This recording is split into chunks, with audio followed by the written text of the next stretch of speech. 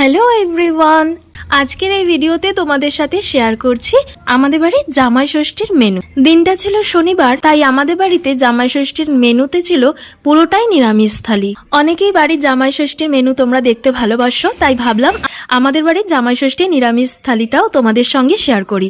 চলো দেখিনি আমার মা তার আদরের জামাইদের জন্য কি কি রান্না করেছিল। খাবারের থালিটা সাজানোর সময় আমার দিদি বাটিতে নিয়ে সুন্দর করে বাটির আকারের ভাতটা পরিবেশন করতে গিয়েছিল, কিন্তু ভাতগুলো একেবারে বাটির মতো গোলাকৃতি নিল না, কারণ ভাত আর পোলাও যখন গরম ছিল তখন বাটিতে ভরে রাখতে আমরা ভুলে গেছিলাম, তাই উল্টানোর সময় একটু ভেঙে গেল। তারপর ঠিক করা হলো এরকম যখন ভেঙেই গেল, তার থেকে ভাত আর পোলাও দুটো পাশাপাশি ভাবে সাজিয়ে দিই। আজকের এই আয়োজনে মায়ের পরিশ্রম আর ভালোবাসায় এই খাবারগুলোর স্বাদ আরও যেন দ্বিগুণ বেড়ে গেছিল। এমনি আমার মায়ের হাতের রান্না অসাধারণ বললেও কম বলা হবে। উপোস থাকা সত্ত্বেও একা হাতে এতগুলো পদ রান্না করা সত্যিই সহজ নয়।